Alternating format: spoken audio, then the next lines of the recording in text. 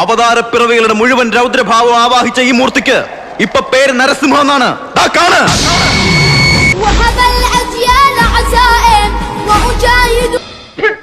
പക്ഷേ happy new year. Happy new year. Sandeep വാര്യറാണ് നമ്മുടെ ഈ വർഷത്തെ ആദ്യത്തെ ഞാനും മാഷും തമ്മിലുള്ള വിഷയത്തിന്റെ തുടക്കം. സന്ദീപ് വാര്യർ ഒരു ന്യൂസ് മേക്കറാണ്. സന്ദീപ് വാര്യർ ഇപ്പൊ എന്ത് ചെയ്താലും അത് ഒന്നുകിൽ ട്രോളാവും അല്ലെങ്കിൽ അതൊരു ന്യൂസ് ആവും. ഇതാണ് ഇപ്പോഴത്തെ അവസ്ഥ.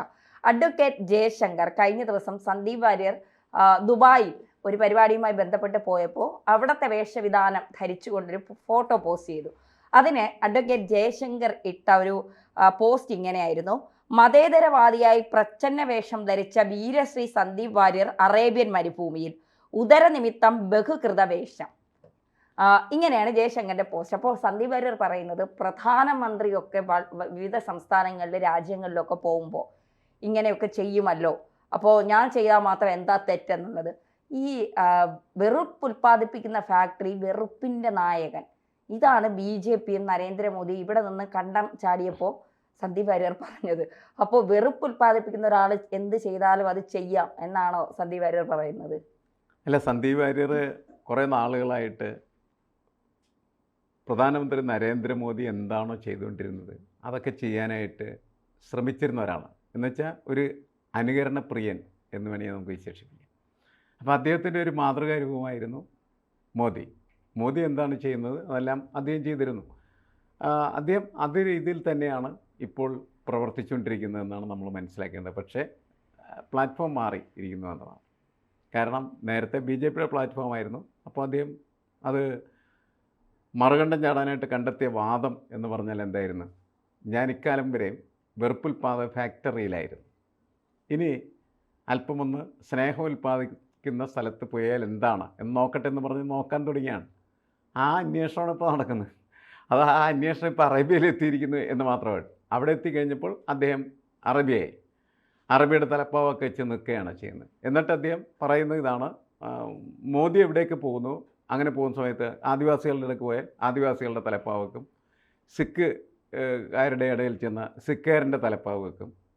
അങ്ങനെ എന്താണോ അദ്ദേഹം എത്തപ്പെടുന്ന സ്ഥലം, ആ സ്ഥലത്തിൻ്റെ പാകത്തിനനുസരിച്ച് വേഷപ്രച്ഛന്നമായി ഒരു രീതി സ്വീകരിക്കാറുണ്ട്. എന്നുവെച്ചാൽ രാഷ്ട്രീയം ഒരുതരം എന്താണ്, ഈ ഫാൻസി ഡ്രസ് മത്സരമാണ്. ഞാനിവിടെ മോദിയേക്കാൾ ഭംഗിയായിട്ട് നിർവഹിച്ചിരിക്കുന്നത് എന്നാണ് അദ്ദേഹം പ്രഖ്യാപിച്ചത്. അതാണ് നമ്മൾ കാണുന്നത്. അതുകൊണ്ട് തന്നെയാണ് ജയശങ്കർ അങ്ങനെ പറഞ്ഞത് എന്നാണ് ഞാൻ മനസ്സിലാക്കുന്നത്. പക്ഷേ അതിൽ പറഞ്ഞ അടിസ്ഥാനപരമായ വാചകം ഇതാണ്: രാഷ്ട്രീയ നേതാക്കൾ പ്രത്യയശാസ്ത്രപരമായിട്ടുള്ള നിഷ്ഠകളൊന്നുമില്ലാതെ അല്ലെങ്കിൽ ആദർശങ്ങളൊന്നുമില്ലാതെ ഒരു സ്ഥലത്ത് നിന്ന് മറ്റൊരു സ്ഥലത്തേക്ക് ദൈനംദിനം സഞ്ചരിക്കാൻ തുടങ്ങുമ്പോൾ ആ സഞ്ചാരത്തിന് നമ്മൾ കൊടുക്കുന്ന പേര് ഇത് ഉദരവാദം എന്നാണ് പറയുന്നത്. അതാണ് പ്രശ്നം. ഉദരവാദത്തിന് വേണ്ടിയിട്ടാണ് അവരിങ്ങനെ മാറിക്കൊണ്ടിരിക്കുന്നത്. അപ്പോൾ എന്നുവെച്ചാൽ മനുഷ്യൻ്റെ ഈ അരച്ചാൻ വയർ എന്നൊക്കെ നമ്മൾ വിശേഷിപ്പിക്കുന്ന ഉരുച്ചാൻ വയർ, അതാണ് ഉദരവാദം. അതിനു വേണ്ടി ജീവിക്കുക. അങ്ങനെ ജീവിക്കുന്ന സമയത്ത് സ്വാഭാവികമായിട്ടും അതിനെ അവസരവാദം എന്നൊക്കെ നല്ല ഭാഷ കൊടുക്കാറുണ്ട്. ഇപ്പം നെഹ്റു പഴയ കാലത്ത് പറഞ്ഞ ഒരു വാചകം എന്താണെന്ന് വെച്ചാൽ മനുഷ്യർ എലിമെൻ്ററി കനാലുകളായി മാറാൻ പാടില്ല എന്നാണ്. എന്നുവെച്ചാൽ അന്നനാളങ്ങളാവരുത് എന്നാണ് അർത്ഥം. എന്നുവെച്ചാൽ അവൻ ജീവിക്കുന്നത് തന്നെ എന്താണ്, ഈ ചായയും പരിപ്പോടയും കഴിക്കാൻ വേണ്ടിയിട്ട് ആകരുത് എന്ന സന്ദേശം. അതായത് ഭക്ഷണത്തിന് വേണ്ടി മാത്രം മനുഷ്യൻ ജീവിക്കാൻ പാടില്ല എന്നുള്ളതാണ്. അത് അഡ്വക്കേറ്റ് ജയശങ്കർ പുതിയ രൂപത്തിൽ പറഞ്ഞിരിക്കുന്നു. ഇവൻ ഭക്ഷണത്തിന് വേണ്ടി മാത്രമാണ് BJPയിൽ നിന്ന് പോയി അപ്പുറത്തെത്തിയെന്ന് വെച്ചാൽ ഭക്ഷണം എന്ന് പറഞ്ഞാൽ എന്താണ്, വയറ് നിറക്കാനുള്ള ഭക്ഷണത്തിന് മാത്രമല്ല പ്രശ്നം പറഞ്ഞത്. അതായത് സാമ്പത്തികമായിട്ടുള്ള നേട്ടത്തിനും അധികാര നേട്ടത്തിനും കസേരയ്ക്കും വേണ്ടിയിട്ടുള്ള ഒരു ചാട്ടം മാത്രമായിരുന്നു കുഞ്ഞിരാമൻ്റേത് എന്ന് വേറൊരു ഭാഷയിൽ അദ്ദേഹം പറയുന്നു എന്നാണ് നമ്മൾ മനസ്സിലാക്കേണ്ടത്. ഈ സന്ദീപ് വാര്യർ പോലെയുള്ള നേതാക്കൾ, അതായത് മാഷ് പറഞ്ഞതുപോലെ അല്ലെങ്കിൽ അഡ്വക്കേറ്റ് ജയശങ്കറൊക്കെ പറഞ്ഞതുപോലെ അരച്ചാൻ വയറിന് വേണ്ടി ആരെയും മാറ്റിപ്പറയാനും ആർക്കെതിരെയും എന്തും വിളിച്ചു പറയാനും മറുകണ്ഠം ചാടുമ്പോൾ ഇവിടെ എന്താണോ കിട്ടാൻ പോകുന്നത് അതിനെ മോഹിച്ചിരിക്കും. പക്ഷെ മറുകണ്ഠം ചാടി വരുമ്പോൾ കിട്ടാനുള്ളത് ഇവിടെ നിന്നും കിട്ടില്ല.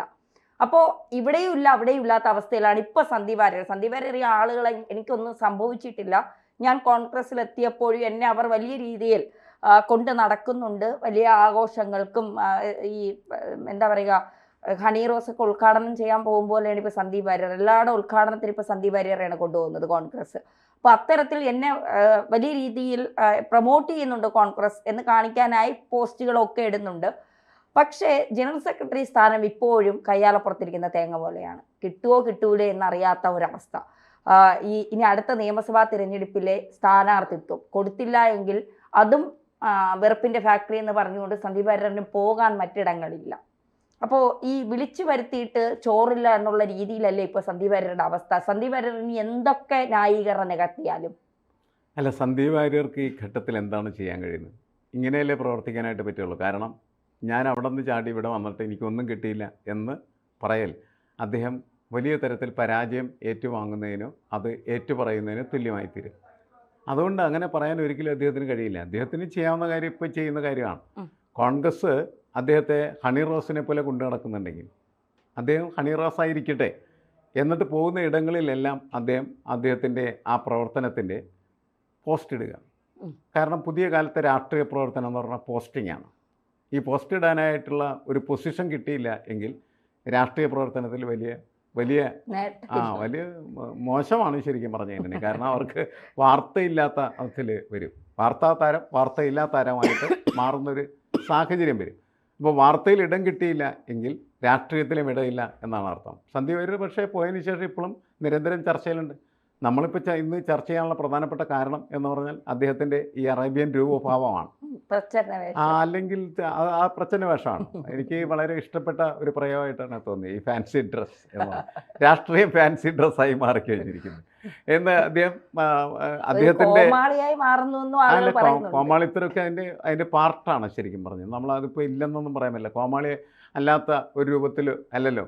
It is not a serious discussion about him. അദ്ദേഹത്തെക്കുറിച്ച് നടത്തുന്ന ചർച്ചകളൊന്നും തന്നെ ഗൗരവമായിട്ടുള്ള ചർച്ചകളായിട്ട് വരുന്നില്ല. കുറച്ച് ഗൗരവമായിട്ട് നമ്മളൊക്കെയാണ് ചർച്ച ചെയ്യുന്നത്.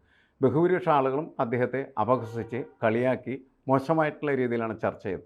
നമ്മൾ കുറച്ച് സീരിയസ് ആയിട്ട് പറയുന്നത് ഇങ്ങനെ ഉള്ള ഈ വേഷപ്രച്ഛന്ന രൂപഭാവങ്ങൾ എന്ന് പറയുന്നത് എങ്ങനെയാണ് രാഷ്ട്രീയത്തിൽ അതിൻ്റെ സ്വഭാവ സവിശേഷത പ്രകടമാക്കുന്നതെന്ന് പരിശോധിക്കുന്നതിൻ്റെ അടിസ്ഥാനത്തിൽ മാത്രമാണ് സീരിയസ് ആയിട്ട് നമ്മൾ കൈകാര്യം ചെയ്യുന്നത്. കാരണം ഒരു രാഷ്ട്രീയ പാർട്ടിയിൽ നിന്ന് മറ്റു രാഷ്ട്രീയ പാർട്ടിയിലേക്ക് മാറുന്നത് ആദർശാത്മകമായിട്ട് ഉണ്ടാകാവുന്നതായിട്ടുള്ള ഉൾവിളിയുടെ അടിസ്ഥാനത്തിലാണെങ്കിൽ അങ്ങനെയാണ് അവർ പ്രവർത്തിക്കേണ്ടത്. ഇതങ്ങനെ അല്ല എന്ന് നമുക്ക് കൃത്യമായിട്ട് അറിയാവുന്ന ഒരു കാര്യമാണ് എന്നുള്ളത് കൊണ്ടാണ് ഇത് കാലുമാറ്റം മാത്രമാണ് എന്ന് പറയുന്നതും. കാലുമാറ്റത്തിൻ്റെ അടിത്തറ എന്ന് പറഞ്ഞിട്ടുണ്ടെങ്കിൽ അധികാരമാണ്. ആ അധികാരമോഹമാണ് ഈ ചാട്ടത്തിന് കാരണമായി തീർന്നത് എന്നുള്ള പരിശോധനയുടെ അടിസ്ഥാനത്തിലാണ് നമ്മളിങ്ങനെയൊക്കെ സംസാരിക്കുന്നത്. അല്ലെങ്കിൽ കളിയാക്കൽ മാത്രമാണ് ഉണ്ടാവുകയുള്ളായിരുന്നു. പരിഹാസം മാത്രമാണ് ഇത്തരം പ്രവർത്തനങ്ങൾക്ക് ഉണ്ടായിത്തീരുക. എന്തായിരിക്കും ആശാനി സന്ദീപ് വാര്യരുടെ ഒരു അവസ്ഥ? അല്ലെങ്കിൽ ഇത്തരത്തിൽ ഇപ്പോൾ CPM-ൽ നിന്ന് BJP-യിലേക്ക് അധികാരം സ്ഥാനങ്ങൾ മോഹിച്ചു വരുന്നവർ BJP-യിൽ നിന്ന് കോൺഗ്രസിലേക്കും CPM-ലേക്കും അധികാരം മോഹിച്ചു, ഇത്തരക്കാരെ ഒരിടത്തും കയറ്റാതെ പുറത്ത് നിർത്തുകയല്ലേ വേണ്ടത്? കാരണം ഇവരെപ്പോൾ വേണമെങ്കിലും കാല് മാറാൻ സാധ്യതയുള്ളവരല്ലേ. അല്ല, മുൻകാലങ്ങളിൽ കേരളത്തിലെ രാഷ്ട്രീയത്തിന് ഒരു സവിശേഷത ഉണ്ടായിരുന്നത് കാലുമാറുന്ന ഒരു രാഷ്ട്രീയം നമുക്കുണ്ടായിരുന്നില്ല. ഏത് രാഷ്ട്രീയ പാർട്ടിയിലാണോ നിൽക്കുന്നത് ആ രാഷ്ട്രീയ പാർട്ടിയിൽ തന്നെ നിൽക്കും. ഇപ്പോൾ CPM-ൽ നിന്ന് എത്രയോ ആളുകൾ പുറത്താക്കപ്പെട്ടു. അവരാരും ഓടിപ്പോയി കോൺഗ്രസ്സിലെ BJP-യിൽ അന്ന് ചേർന്നിരുന്നില്ല. പക്ഷേ ഇപ്പോൾ അവരങ്ങനെ ചേരുന്നുണ്ട്, നമ്മൾ കാണുന്നതാണ്. ഇന്നോ നാളെ നമ്മൾ അതുപോലെ പല വാർത്തകളും വേണമെങ്കിൽ കേൾക്കാം. രാഷ്ട്രീയത്തിന് പൊതുവെ ഉണ്ടാകുന്ന ഒരു മൂല്യച്യുതിയോ ഒരു ജീർണതയാണ് യഥാർത്ഥത്തിൽ. മുൻപ് അങ്ങനെയല്ല. ഒരു രാഷ്ട്രീയ പാർട്ടിയിൽ ഒരു പ്രത്യേക ആദർശത്തിന് വേണ്ടിയിട്ട് അവർ പ്രവർത്തിച്ചിരുന്നു എന്നുള്ളതാണ്. പക്ഷേ ആ പ്രവർത്തനമായിരുന്നു കേരളത്തിൻ്റെ രാഷ്ട്രീയ ശക്തി എന്ന് പറയും. കേരളത്തിൻ്റെ രാഷ്ട്രീയത്തിന് ഇന്ത്യയിലെ മറ്റിതര സംസ്ഥാനങ്ങളിൽ നിന്ന് വ്യത്യസ്തമായ ഒരു സ്വഭാവം ഉണ്ടായിരുന്നത് ഈ ആദർശാത്മകമായിട്ടുള്ള രാഷ്ട്രീയത്തിൻ്റെ ഒരു പ്രതീകമായിട്ട് നമ്മുടെ രാഷ്ട്രീയത്തെ വളർത്തിയെടുക്കാനായിട്ട് ഇവിടുത്തെ രാഷ്ട്രീയക്കാർക്ക് അന്ന് കഴിഞ്ഞിരുന്നു എന്നുള്ളതാണ്. പക്ഷെ അത് മാറി. ഇപ്പോൾ മാറി. ഒരു രാഷ്ട്രീയ പാർട്ടിയിലും ജനങ്ങൾക്ക് പ്രത്യേകിച്ച് വിശ്വാസമൊന്നുമില്ല. ജനങ്ങളുടെ പൊതു കാഴ്ചപ്പാട് എന്ന് പറഞ്ഞാൽ രാഷ്ട്രീയം എന്താണ് എന്ന് ചോദിക്കുമ്പോൾ ഞാൻ ഈ കഴിഞ്ഞ ദിവസം ഒരു കടയിൽ ചായ കുടിക്കാൻ കയറിയ സമയത്ത് ചായക്കടക്കാരൻ പറഞ്ഞ കാര്യം ഇതാണ്: രാഷ്ട്രീയത്തിൽ ഇപ്പോൾ ഒന്നേ ഉള്ളൂ മാഷേ, അത് ഒന്ന് അഴിമതിയാണ്, രണ്ടാമത് വർഗീയതയാണ്.